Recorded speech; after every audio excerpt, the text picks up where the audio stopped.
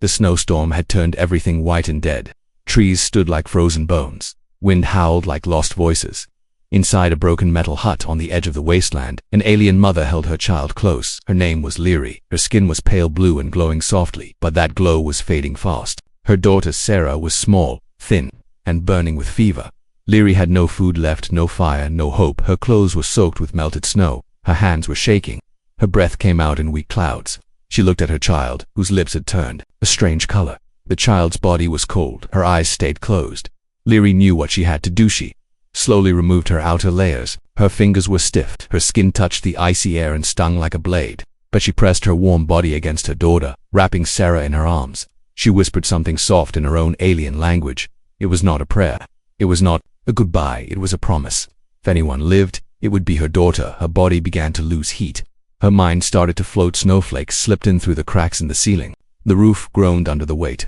Wind pushed against the weak door. The world outside was death. But then something strange happened. A sound, not the wind, not the snow, footsteps, heavy ones. The door creaked and opened a little. Light from a torch flooded the shelter. The beam landed on Leary's back. Her skin was bare. Her back had turned purple in places from the cold. The torch moved and the light showed the child in her arms. Then a voice, human, rough but surprised. What the hell is this? Leary didn't have the strength to turn. The man stepped inside, closing the door behind him. He was tall and strong, wearing thick winter armor and carrying a large pack. His face was hidden by a mask, but his voice was real and warm. His name was Jack. He knelt beside them and pulled a heat blanket from his bag. He didn't ask questions. He didn't wait. He wrapped it around both mother and child. Then he placed a small heater beside them and turned it on. The warmth spread fast. Steam rose from the wet floor. Leary opened her eyes just enough to see him, a human, not angry, not afraid, not cruel. Jack took off his gloves and gently touched the child's forehead. He felt the fever. He frowned. He pulled out a water pack and tried to give a few drops to the little one. Sarah moved just a little when he tried to speak, but no sound came. She was too weak. Jack whispered, "Stay awake. You have to stay awake." He opened a small packet of food and put it near her lips. She didn't eat, but her eyes moved. That was enough. Jack opened his own coat and added a second heat pack between the layers. He moved her closer to the fire. Leary watched him but still didn't understand. Humans were not like this. Not to her kind, not to anyone from the outer set. That's why. Was he helping? Jack looked around the broken shelter. It was made of scrap metal and broken tools. No bed, no heat. Source only 2 bodies, almost frozen. He shook his head. "Damn slavers probably dumped you here." He looked at Leary again. She didn't answer. She was fading. He reached into his bag and found an old cloth and wrapped it around her shoulders. Then he sat beside them. His rifle stayed close. He didn't trust the silence outside. He pulled out a small round device and clicked it on. A red light blinked, sending distress ping, but we're too far out. Might take hours. He looked at the alien woman again. Her eyes were open now, but scared, not of him but of what might come next. Jack sighed and took off his mask. His face was rough, tired, but humankind. "I'm not gonna hurt you. Just stay alive." All right. The shelter creaked again. Snow thudded on the roof, but inside something had changed. There was warmth. There was breath. There was a small hope. Leary closed her eyes again. This time not in fear but in sleep. She had risked her life for her child, and now a stranger had entered from the storm, carrying fire, carrying food, carrying something her kind had never known from humans' kindness. The wind screamed behind him as Jack closed the shelter door tight. He had barely made it in time. The storm outside was growing wild. But now, inside the broken metal hut, silence fell, thick, cold, and heavy. Jack stood still, breathing hard. His eyes moved from the weak fire to the small bodies in the corner. The woman had passed out, her skin glowing blue in patches, looked frostbitten. The child, barely moving, clung to the fabric like it was her last thread of life. He placed the heater closer. Warmth pushed back the icy air. Steam rose from her skin. She looked more like a statue than a person. No alien should be this still unless they were dead, but her chest rose slowly. She was alive. Jack dropped his heavy pack on the floor and removed his snow gear. He had planned a supply run, not a rescue, but he couldn't leave them. Not like this. He pulled out a small medical scanner. The red light ran over the child first. Body temperature dangerously low. Dehydration. Shock. No name tag. No ID chip. No health markers. Then he scanned the woman. Older. Weaker. Severe exposure. Still no ID. They were off-grid. Jack muttered under his breath. "Of course, you're undocumented." He wasn't surprised. Aliens like her were often taken by slave traders, used, then thrown away. He had seen it on the border planets before. No laws protected them. He looked again at the woman. Her body was thin, her arms wrapped tight around the child. Her legs were covered in frost. She had taken off her own clothes for her daughter. That wasn't survival, that was sacrifice. Jack opened a nutrient pack and melted it over the heater. The smell filled the room.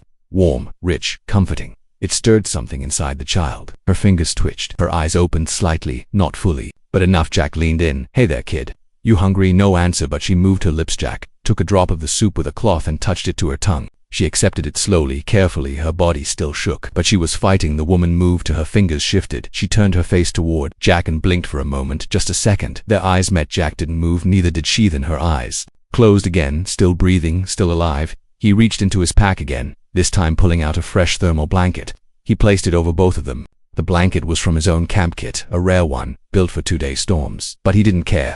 These two needed it more. The fire flickered brighter now. The heater buzzed gently. The shelter had turned into a different place, still broken, still cold, but no longer hopeless. Jack sat down beside them. His rifle stayed on his back. His eyes scanned the cracks in the walls. He checked the motion sensor in his hand. No life outside yet. He knew these border zones well. Raiders, slavers, and wild beasts all hunted this region. If they saw the heat signature from his fire, they might come. But he couldn't let that fear stop him. He had to protect them. He looked at the child again. Her skin glowed softer than her mother's. Her tiny hand rested on the edge of the blanket. He reached out and let his finger brush hers. She didn't pull away. That was something. Jack leaned against the wall, rubbing his tired eyes. He whispered to himself, "You really picked a hell of a detour, Jack." But then he looked at the two forms beside him, and for the first time in years he didn't feel alone. He pulled a thin cord from his bag and set up a signal ping device in the corner. It blinked red, searching for any receiver, even a passing cargo drone. The signal was weak, but it was something. Jack turned back and saw the woman moving slightly. Her eyes opened again, this time clearer, this time aware. She looked at him, at the fire, at the food, then at her daughter, still breathing, still warmed. Her lips trembled, but she said nothing. Jack smiled gently and said, "You're safe now. I'm Jack. You don't have to run anymore." She didn't answer, but her eyes blinked once, then twice, then slowly closed again. He knew it would take time, but he wasn't going anywhere. Not tonight, not until they were strong enough to walk again, not until they believed someone could care. The fire cracked softly, casting moving shadows across the walls of the shelter.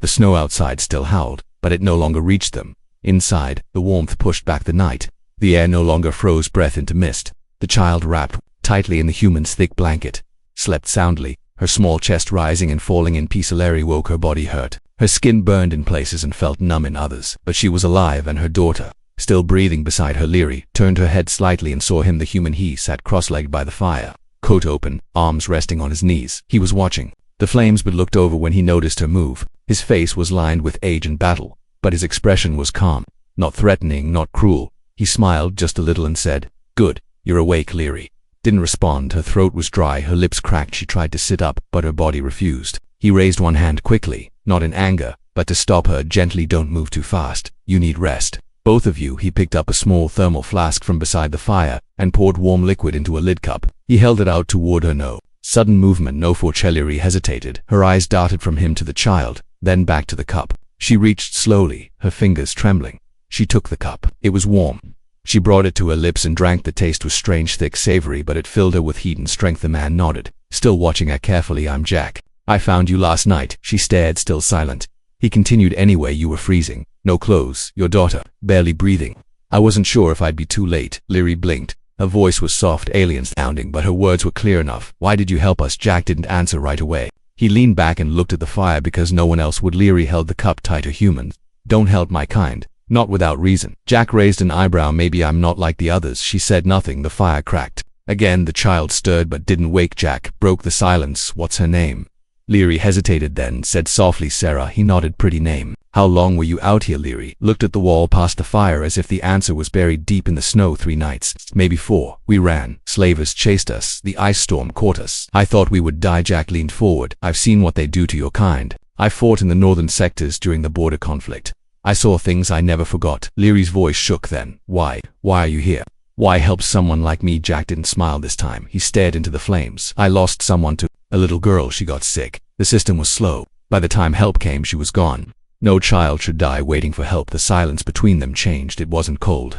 It wasn't fear. It was something else, a quiet understanding. Leary looked down at her daughter, then at Jack. "You stayed here all night." "I wasn't going to leave you. The storm was bad.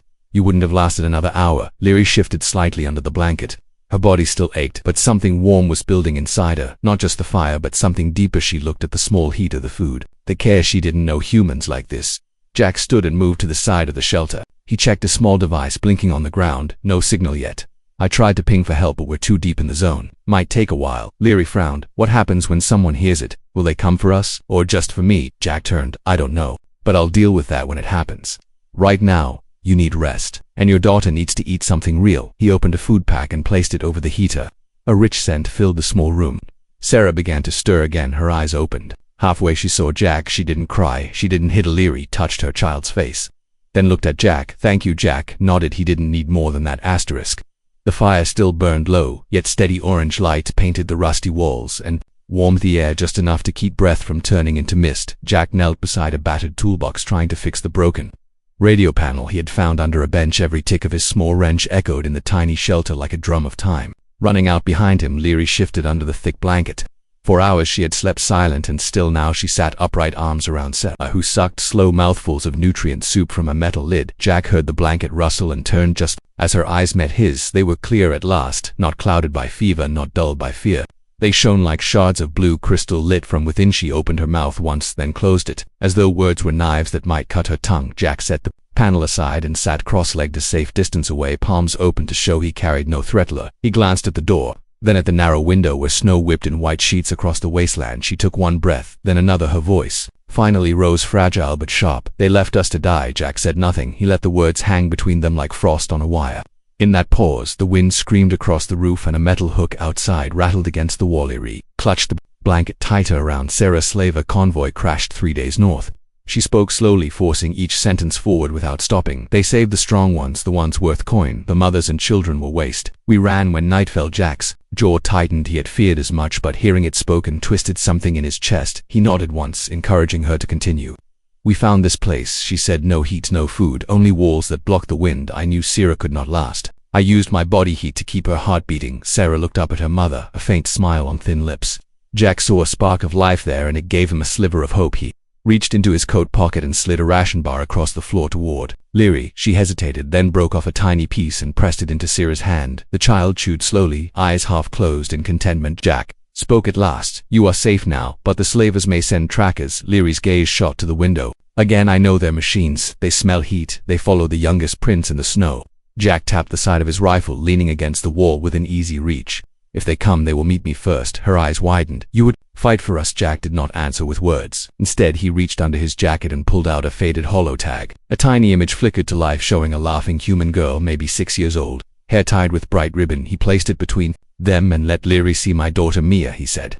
She died of winter fever when the supply convoy never arrived. I was a soldier then, following orders at a distant post. By the time I returned, she was gone. Leary touched the edge of the halo. Gently. I am sorry, Jack nodded. Since that day I promised no child would freeze if I could stop it. A hush settled. The only sound was Sarah sucking quietly on the ration bar and the soft hiss of wind beyond the walls. Then a new sound sliced the calm, a distant mechanical buzz rising above the storm like an angry wasp. Jack's head snapped up. He grabbed the motion sensor from his belt. A red light pulsed 3 times. Inbound heat signature. He whispered. Larry's breath caught. How far? He glanced at the tiny display. 300 meters, closing fast. She stood, though her legs shook. We must hide. Jack scanned the shelter. Only one way out, besides the front door, a rusted hatch in the floor, partly buried under ice and bent metal. He rushed over, shoved aside a crate and pulled the hatch, groaned but lifted, revealing a narrow service tunnel falling into darkness.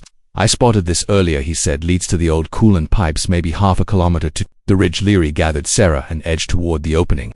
Jack slung his pack, grabbed the rifle and keyed. A small charge on the heater dial in 30 seconds. That heater will flare bright enough to blind any scanner. It should confuse them. Long enough for us to crawl away. Leary stared at him, eyes wide. You set a trap for them. While speaking to me, a shadow passed across the frosted window, a tall shape sweeping a searchlight over the hut. Jack urged them down into the tunnel. I promised you were safe. Promises need action, not words. They climbed into the dark shaft, knees scraping rust. Jack sealed the hatch quietly above them. Total black closed around them except for a faint glow from Leary's skin guiding their path. Behind them from the shelter came a booming hiss as the heater flared like a small sun.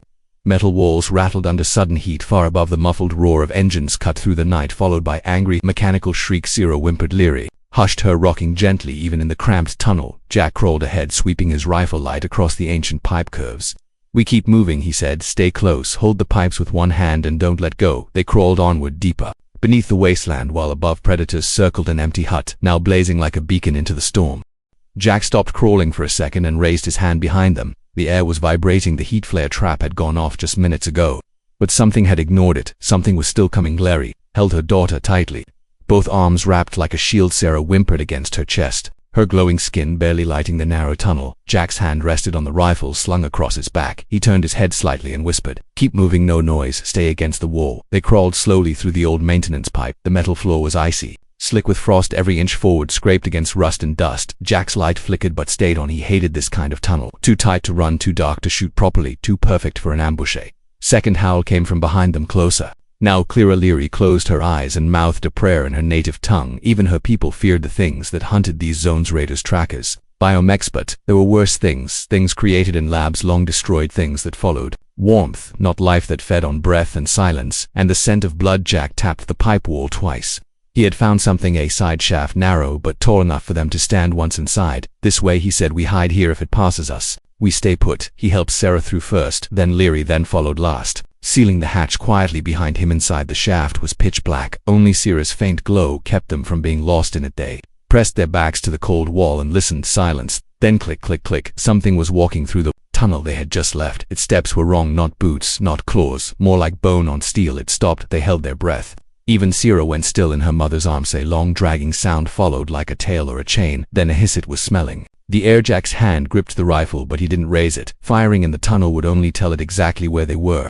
If it had sensors, they'd be exposed. Then a pulse of red light shot through the cracks in the pipe, just for a second. Then it vanished. The creature paused again. Jack could hear it breathing, not like lungs but like steam through vents, long and slow and broken. Then it moved away, step by step, click by click. Jack didn't speak for almost 2 full minutes. He waited until all sound vanished. Then he turned to Leary and whispered, "We have to go now, before it doubles back."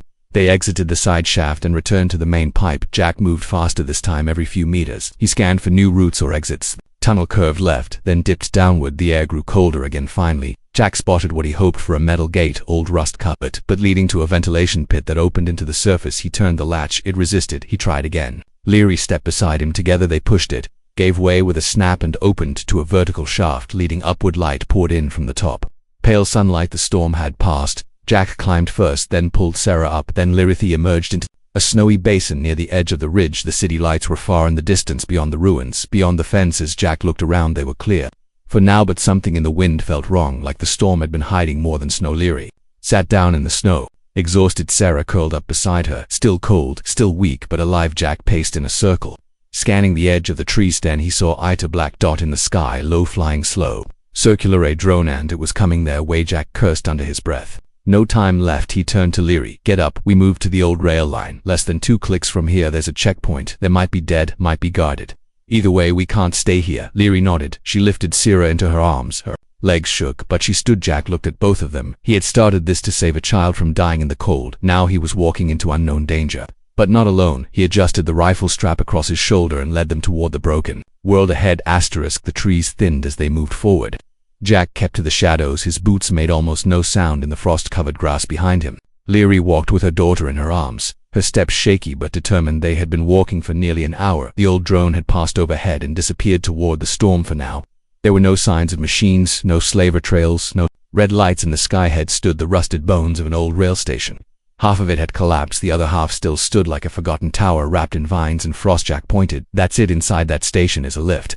Old system, used by miners before the war, might still be working." Leary looked up at the tower. She had never seen a human structure so tall, or so silent. She asked quietly, "It's safe?" Jack looked her in the eyes. "No, but it's fast." They reached the front platform. Broken benches lined the walkway. Screens still flickered with dead signals.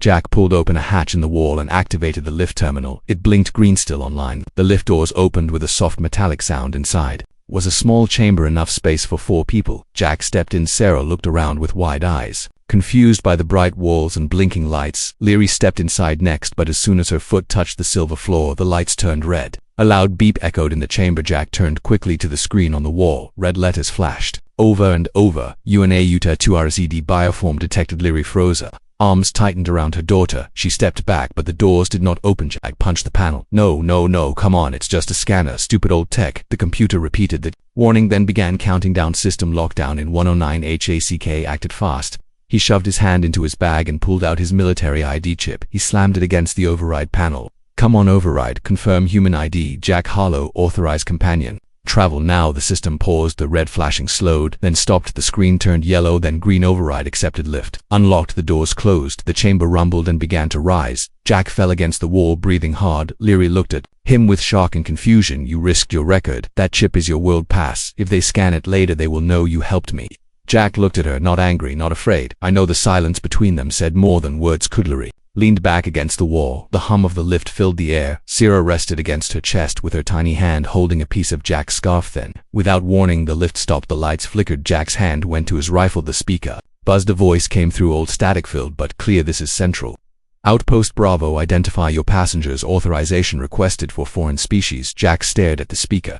He could lie, say he was alone, say he found an orphan, or say nothing and let the lift go dark. Again he pressed the reply button. Voice firm, unshaken. This is Captain Jack Harlow. 1 human, 1 alien female adult, 1 alien child. We need medical and shelter now. Silence. Then buzz. Hold position awaiting command. Decision. The lift resumed, slowly grinding upward toward the top access level. Larry's hand shook. They will arrest us. Jack didn't look away. Maybe, but maybe someone with a heart hears us before the machines do. The doors opened at the top of the shaft. Cold air blew in from the cracked ceiling. They stepped out into a dim loading dock. Deserted. No lights, no guards, only snow-covered crates and old rails leading toward a distant compound with flickering lights. Jack lowered his rifle. No welcome team, no sirens, not yet. He looked back at Leary and whispered, this path was not made for you, but you're walking it anyway, and I'm walking it with you. Leary didn't speak. She only nodded once and followed him into the unknown. The gates never opened behind them. No patrols followed. No alarms chased them down the rail line. For hours they moved through the edge of the forgotten district. Old mining crates and frozen fields surrounded them like a maze of ghosts, but Jack knew this land, and he knew one place the machines never searched, a place off the map, a place where silence had become peace instead of fear. They reached a narrow trail behind a line of frostbitten trees. Leary held Sarah close. The child had fallen asleep again. Skin dim but breathing steady, Jack walked ahead, pushing through branches and snow. Then he stopped and pointed there. My old cabin. Leary looked and saw a small wooden house hidden between 2 hills. It was not perfect. The roof was patched. The door leaned slightly, but smoke curled gently from a pipe in the roof, a sign of life, real life. They stepped inside and warmth touched her face. A real fire burned in the stone stove. Worn rugs covered the wooden floor, blankets stacked neatly beside a cot. Food in jars lined a shelf. No cameras, no scanners, no locks, just a quiet room where no one hunted them. Sarah stirred. Jack helped Leary lay her gently on the cot. The girl murmured but stayed asleep. Her hand still clutched Jack's scarf. Leary stood still, not knowing what to say. Jack moved to the shelf, opened a jar, and poured hot soup into a bowl. He placed it on the table near her. No one will come here. You can rest. Leary sat slowly on the edge of the bed. She didn't remove her coat. Not yet. She kept glancing at the door. Jack understood. You're safe, really. Her eyes moved across the room. The drawings on the wall, a small picture of a human child, a pair of tiny boots that hadn't been worn in years. She asked softly, your daughter lived here? Jack nodded. Only for a short time, but she laughed here, played here.